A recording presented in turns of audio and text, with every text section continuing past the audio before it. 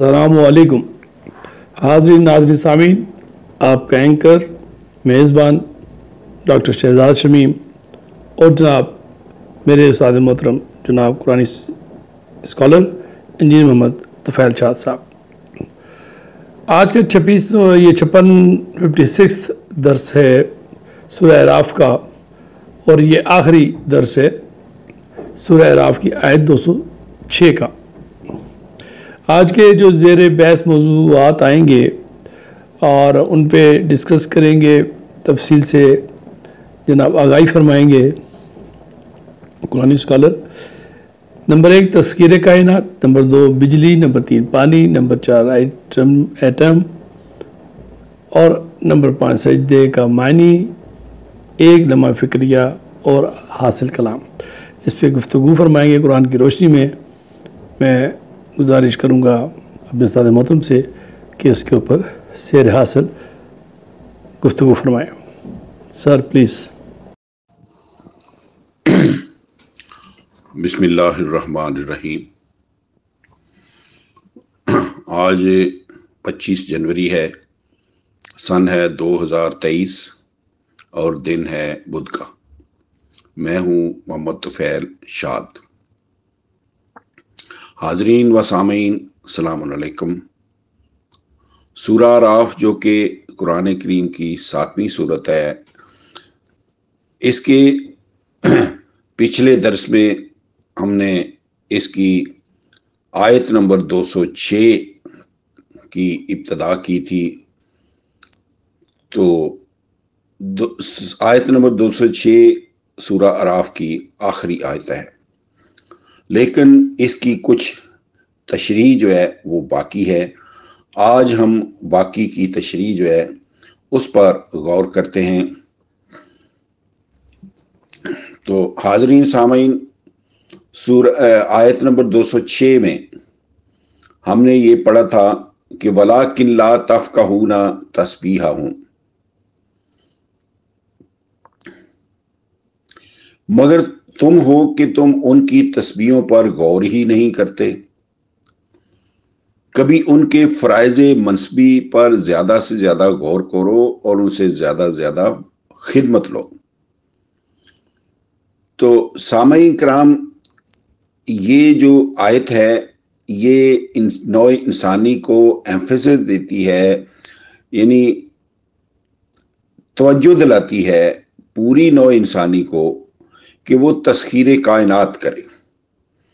कुरान करीम ने इस तस्खीर कायनात को सूरह जासिया में नहायत वजाहत के साथ उजागर कर दिया है और 45/13 में अल्लाह ताला ने ये फरमाया है, वसख्खर लकुम मा फिस समावाति व मा फिल अर्द जमीअम मिन्हु। ए नौ इंसानी, अल्लाह ताला ने आसमानों और ज़मीन में जो कुछ भी पैदा किया है वो सब का सब तुम्हारे लिए मुसख्खर कर दिया गया है। तस्खीर का माना भी है इस आयत से आयत माकबल 45/12 में इन अल्फाज में अल्लाह ताला ने फरमाया है, अल्लाहुल्लज़ी सख्खर लकुमुल बहरा लितजरियल फुल्का फीहे बेअम्रिही 45 और 12। अल्लाह वो अजीम शान ज़ात है कि जिसने तुम्हारे लिए समंदर को मुसख्खर कर दिया है ताकि उसमें अल्लाह ताला के कानून के मुताबिक कश्तियाँ और जहाज़ चला करें जो उसने उनके लिए खुद मुकर्रर कर रखा है। अब ज़ाहिर है समंदर की तस्खीर ये है कि कश्तियाँ और जहाज़ अल्लाह ताला के उस साइंटिफिक कानून के मुताबिक तैयार किए जाएं। तो जिसके मुताबिक वो समंदर की छाती पर तैरते रहें, डूब ना जाएं। अल्लाह ताला ने पानी में 2 सिफतें पैदा कर रखी हैं, डुबोने की भी सिफत है और तैराने की भी सिफत है। अल्लाह ताला का मुकर्रर करदा साइंटिफिक कानून ये है کہ جو چیز اپنے حجم کے پانی کے وزن سے ہلکی ہوگی وہ پانی پر تیرتی رہے گی، اور جو چیز اپنے حجم کے پانی کے وزن سے بھاری ہوگی وہ ڈوب جائے گی۔ اور اللہ تعالیٰ کا مقرر کردہ قانون تفقع اور تجربہ ہی سے جانا جا سکتا ہے، جس کی 17/44 میں تاکید کی گئی ہے۔ اس طرح بجلی کے متعلق تفقع اور تجربہ ہی کے ذریعے معلوم کیا جا سکا ہے کہ وہ اللہ تعالیٰ کے مقرر کردہ کس سائنٹیفک قانون کے مطابق یہ بلبوں میں روشنی، ہیٹروں میں گرمی، کولروں میں ٹھنڈک، پنکھوں میں حرکت پیدا کرتی ہے۔ اس طرح پانی اللہ تعالیٰ کے مقرر کردہ کس سائنٹیفک قانون کے مطابق کبھی برف میں منتقل ہو جاتا ہے اور کسی الہی قانون کے مطابق کبھی سٹیم کی صورت اختیار کر دیتا ہے، سٹیم کی صورت اختیار کر کے طاقت کا سرچشمہ بن جاتا ہے۔ ایتھر سے کس قانون کے الہی قانون کے مطابق لکڑی کے ڈبے میں قوت گویائی آ جاتی ہے، اور کس قاعدے کے مطابق وہ دور دراز کی تصویر لا کھڑی کرتا ہے۔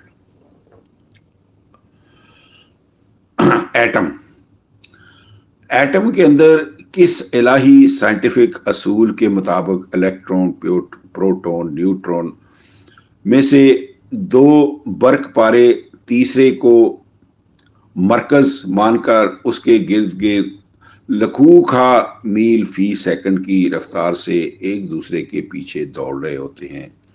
یہ سب الگ الگ ان چیزوں کی تسبیح ہیں جن کے متعلق ام من شیء الا یسبح بحمدہ ولکن لا تفقہون تسبیحہم، کہ الفاظ میں نوع انسانی کو تاکید کی گئی ہے کہ جملہ اشیاء کائنات گوناگون تسبیحوں مضمر صلاحیتوں سے معمور ہیں، مگر تم ان کی تسبیحوں، ان کے فرائض منصبی مضمر صلاحیتوں پر غور ہی نہیں کرتے۔ سامعین کرام، قرہ ارض کی جن قوموں نے اشیاء کائنات پر تفقع کیا ہے، غور کیا ہے، وہ ان کی تسبیحوں کے گوناگون فوائد سے سرفراز ہو رہی ہیں، اور جو مزید تفقع کرتی چلی جائیں گی وہ زیادہ سے زیادہ سرفراز ہوتی چلی جائیں گی۔ وَسَخَّرَ لَكُم مَا فِي السَّمَاوَاتِ وَمَا فِي الْأَرْضِ جَمِيعًا مِّنْهُ 45/13 کی قرآنی خبر کی مصداق بنتی چلی جائیں گی، مصدق بنتی جائیں گی، لیکن ہم ہیں کہ آیت مجیدہ 17/44 کے الفاظ وَلَٰكِن لَّا تَفْقَهُونَ تَسْبِيحَهُمْ کا معنی ہمارے علماء کرام نے یہ لے رکھا ہے کہ ہم ان کی تسبیح کو سمجھ نہیں سکتے، حالانکہ تسبیح بمانی فرض منصبی خود رسول اکرم کو مخاطب کر کے بھی کھل کر بتا دیا گیا ہے۔ سورہ مزمل میں کہ صلاۃ تہجد کے لیے رات کو اٹھنے کا حکم دینے کے بعد ارشاد ہوا ہے اِنَّا لَکَ فِی النَّہَارِ سَبْحًا طَوِیلًا 73/7۔ آپ کو قرآن کریم پر غور کرنے کے لیے رات کو اٹھنے کا حکم اس لیے دیا گیا ہے کہ بلا شبہ دن کے وقت آپ کے ذمہ طویل فرائض منصبی ہیں، اس لیے دن میں آپ کو فرصت نہیں ملتی۔ آپ کے ذمہ دن کے وقت کیا کیا فرائض تھے؟ قرآنی حکومت کے داخلہ اور خارجہ امور کی نگرانی، باہر سے آنے والے وفود سے خصوصی ملاقاتیں، معاشرہ کے داخلی مقدمات کے فیصلے وغیرہ وغیرہ، یہ سب حضور کے سبحً طویلہ تھے۔ یہاں بھی سبح یعنی تسبیح کا معنی فرائض منصبی ہے، اور سبحً طویلہ سے مراد ہے فرائض منصبی۔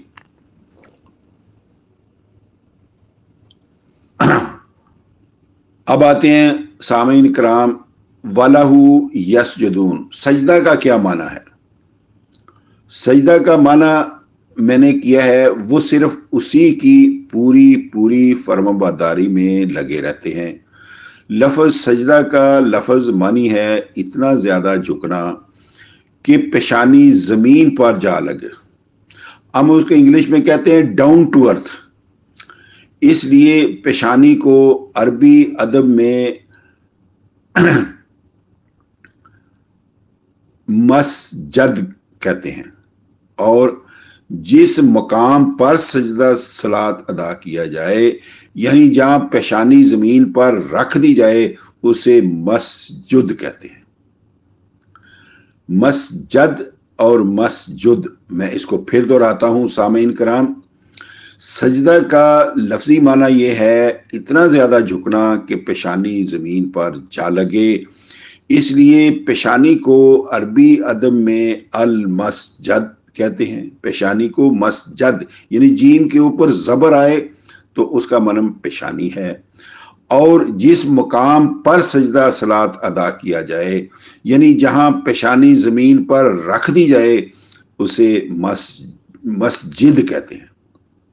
जीम के नीचे जेर आ जाए तो उसका मतलब है मस्जिद जहां सजदा सलात अदा किया जाए, और जीम के ऊपर जबर आ जाए तो उसका मतलब पेशानी है। सजदा के हकीकी मानों को पूरा पूरा झुक जाने के मुताबिक ही उसके मजाजी माने हैं पूरा पूरा फर्माबरदार हो जाना। अरबों के यहाँ कहा जाता है मस्जिद अल बाईर, ऊंट ने पूरी तरह सर झुका दिया। मस्जिद अल बाईर के सवार उस पर बैठ जाए और उसकी नकेल संभाल कर जिधर को चाहे ले जाए।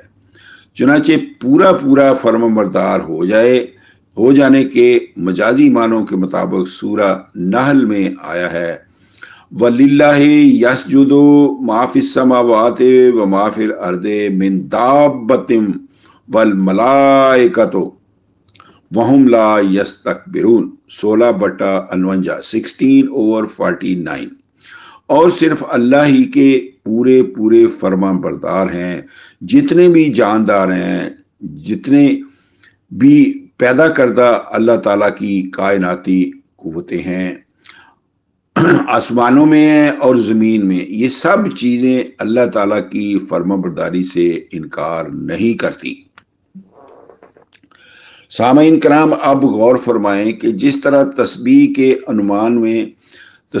उन्वान में आया है कि आसमानों और ज़मीन में जितने भी जानदार हैं सब अल्लाह की तस्बीह करते हैं 24/41, इस तरह सजदा के उन्वान में भी इरशाद हुआ है कि आसमानों और ज़मीन में जितने भी जानदार हैं सब के सब अल्लाह ताला को सजदा करते हैं। अब फिर वही सवाल पैदा होता है कि जो तस्बीह के उन्वान में पैदा हुआ था कि घोड़ा एक जानदार है उसका सजदा क्या है, गधा एक जानदार है उसका सजदा क्या है, बैल एक जानदार है उसका सजदा क्या है, ऊंट भी जानदार है उसका सजदा क्या है, क्या ये सब जमीन पर माथा टेके हुए हैं? इस सवाल का जवाब भी साफ ज़ाहिर है कि यहाँ सजदा के मजाजी माने मुराद हैं। ये गधा, घोड़ा, ऊंट वगैरह सब अल्लाह ताला के पूरे पूरे फर्माबरदार हैं कि अल्लाह ताला ने उन्हें जिस जिस जबिल्लत पर पैदा किया है, जी जिसको इंस्टिंक्ट कहते हैं, जिस जिस जबिल्लत पैदा किया है यानी जो जो फर्ज मनसबी उन्हें अलग अलग सौंपा गया है उसे पूरी तरह बजा ला रहे हैं। घोड़ा बदस्तूर भागता चला जा रहा है, गधा बदस्तूर एक मकान की पिछली कोठड़ी से बोझ उठाकर दूसरे मकान की पिछली कोठड़ी में पहुंचाता चला जा रहा है। और यही हाल बाकी जानदारों का है कि जिस जिस इंस्टिंक्ट या जबिल्लत पर पैदा किए गए हैं उसके मुताबिक अमल दरामद करते चले जा रहे हैं। شیر سبزہ زار جنگل میں رہتا ہے مگر بھوکا مر جائے گا، کبھی گھاس نہیں کھائے گا۔ ہرن اور لومڑی دونوں ایک ہی جنگل میں رہتے ہیں، لومڑی شیر کا پس خوردہ گوشت شوق سے نوش کر جاتی ہے، مگر ہرن بھوکا مر جائے گا، گوشت کو کبھی سونگنے تک کی جرت نہیں کرے گا۔ اس طرح ہر جاندار کی جبلت کے مطابق اللہ تعالیٰ نے جو فرض منصبی اس کی سرشت میں رکھ دیا ہے، اسی کے مطابق اللہ تعالیٰ کی تسبیح بھی کرتا رہے گا اور اسی کو سجدہ بھی کرتا چلا جائے گا۔ سامعین کرام، اسی طرح آیت مجیدہ 16/41 میں دابہ یعنی جانداروں کے سجدہ مجازی 100% فرما برداری کے ذکر میں ملائکہ کو بھی شامل کیا گیا ہے۔ ملائکہ کا مطلب ہے کائناتی قوتیں، ان کو شامل کیا گیا ہے کہ وہ بھی صرف اللہ ہی کو سجدہ کرتے ہیں، یا پھر وہی سوال پیدا ہوتا ہے کہ کیا کائناتی قوتیں ماتھا زمین پر رکھے ہوئے ہیں؟ بالفاظ دیگر بجلی کا سجدہ کیا ہے، ایتھر کا سجدہ کیا ہے، ایٹم کا سجدہ کیا ہے؟ ان سوالوں کے جواب بھی ظاہر ہے کہ جو فرائض اللہ تعالیٰ نے ان کی انسٹنکٹ میں، ان کی جبلت کے مطابق انہیں تفویض فرمائے ہیں، وہ عین اس کے مطابق عمل در عمل کرتے جا رہے ہیں، اسے سرے منہ انحراف نہیں کرتے۔ سامعین کرام، واضح رہے کہ آیت مجیدہ سخر لکم ما فی السماوات ما فی الارض جمیعا منہ 45/13 کے مطابق حضرت انسان کا فرض ہے کہ وہ آسمانوں اور زمین میں موجودہ ہر چیز کو مسخر کرے اور ہر چیز سے نو انسانی کے لیے تعمیری خدمات حاصل کرے۔ اس تسخیر کی ادنا سی مثال یہ ہے کہ جب تک اللہ تعالیٰ کے ملک بجلی کو مسخر نہیں کیا گیا تھا، اس وقت تک اس کا کام صرف یہ تھا کہ جہاں گری جلا کر راکھ کر گئی، مکانوں کو گرا گئی، مویشیوں انسانوں کو موت کے گھاٹ اتار گئی۔ لیکن جب اسے مسخر کر لیا گیا، اب اسے چولہے جلانے، پنکھے گھمانے، کپڑے دھونے، برتن مانجنے کی خدمات دی جا رہی ہیں۔ اس میں مضمر روشنی کے ساتھ راتوں کے دن بنائے جا رہے ہیں۔ اس کی خدمت، اس کی تسبیح بھی ہے اور یہی اس کا سجدہ ہے۔ ایک لمحہ فکریہ، آیت ذیل 7/206 جو میں نے پہلے عرض کیا ہے کہ یہ سورہ اعراف کی آخری آیت ہے، اس پر ایک طویل سورہ مجیدہ الاعراف ختم ہو رہی ہے، جس میں نو انسانی کو عموماً اور اہل اسلام کو خصوصاً خبر دی گئی ہے کہ تسبیح اور سجدہ کرنے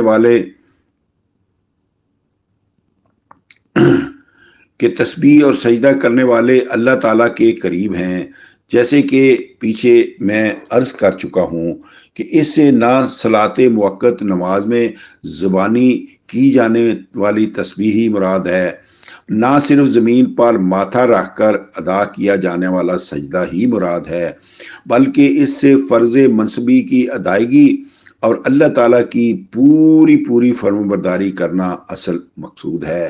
صلاۃ موقت نماز میں ایاک نعبد و ایاک نستعین کے الفاظ میں فرض منصبی کی ادائیگی اور اللہ تعالیٰ کی پوری فرمانبرداری ہی کا اقرار کیا جاتا ہے، مگر افسوس ہے کہ مسلمان نے صرف نماز کی تسبیح اور سجدہ پر اکتفا کیا، اور نماز میں جس عملی تسبیح اور عملی سجدہ جس میں 45/13 کے مطابق تذکیر کائنات بھی شامل ہے، اس سے غافل ہو گئے، حتیٰ کہ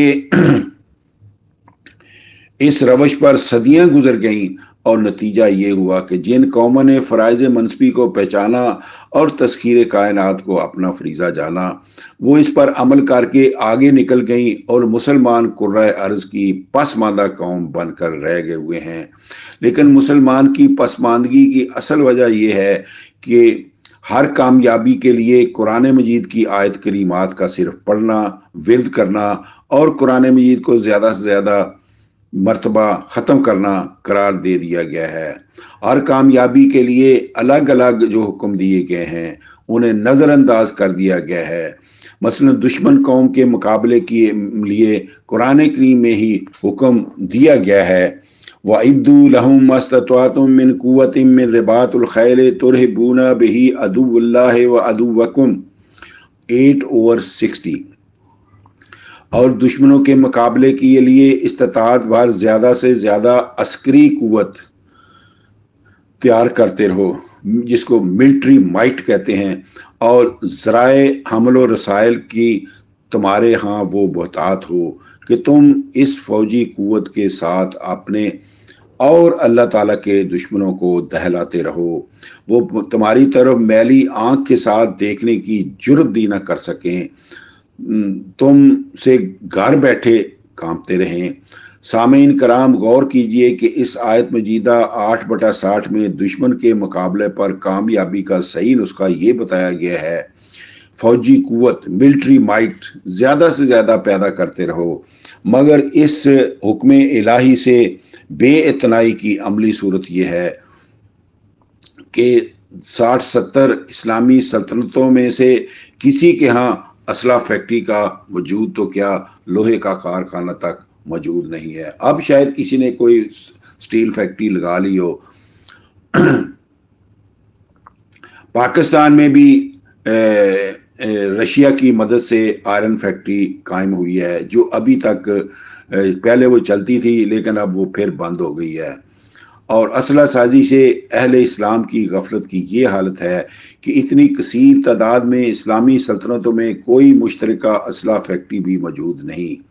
اس کے برخلاف تصور یہ چلا آ رہا ہے کہ جب دشمن حملہ کرے تو زیادہ سے زیادہ قرآن کریم ختم کیے جائیں تو مسلمانوں کو فتح نصیب ہوتی ہے، لیکن غور طلب یہ امر ہے، کیا یہ نادانی کی انتہا نہیں کہ قرآن تو یہ کہے کہ دشمن کا مقابلہ کرنے کے لیے فوجی ہتھیاروں کے ساتھ اپنے آپ کو تیار کرو، ہم اس آیت کو پڑھ پڑھ کر دشمن پر فتح کی امید لیے رہیں۔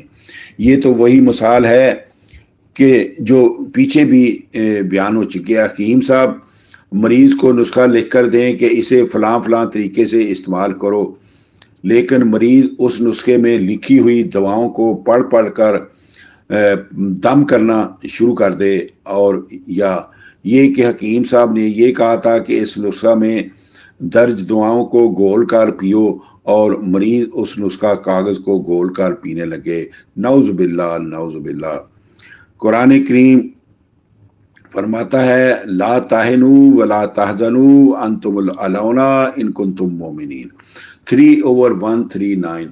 نہ سستی کرو نہ غم کھاؤ، اگر تم اس نصیحت پر ایمان لانے والے ہو تو سن لو، تم ہی غالب رہو گے۔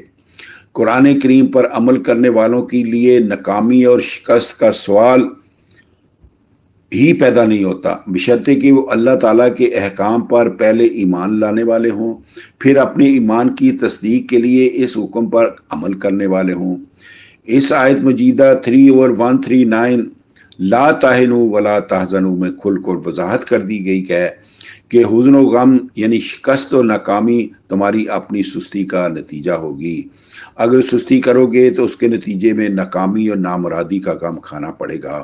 سب سے بڑی انتہائی سستی یہ ہے کہ کامیابی کے لیے جس عمل کا اللہ تعالیٰ نے حکم دیا ہے اسے تو پس پشت پھینک دیا جائے، اور اس حکم کے الفاظ کا ورد شروع کر دیا جائے، اور حکم کے الفاظ زیادہ سے زیادہ ختم کر کے یہ امید رکھی جائے کہ نتیجہ اس حکم پر عمل کرنے سے برآمد ہونے والا ہے، اور وہ اس حکم کو بار بار رٹنے سے برآمد ہوگا۔ سامعین کرام، حاصل کلام سورہ اعراف کی آخری آیات کریمات میں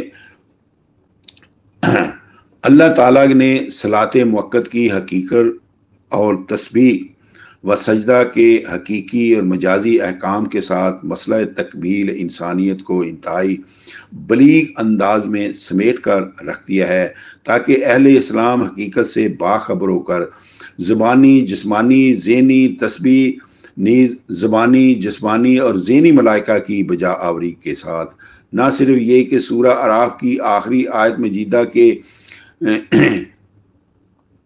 ان الفاظ کے اللہ کے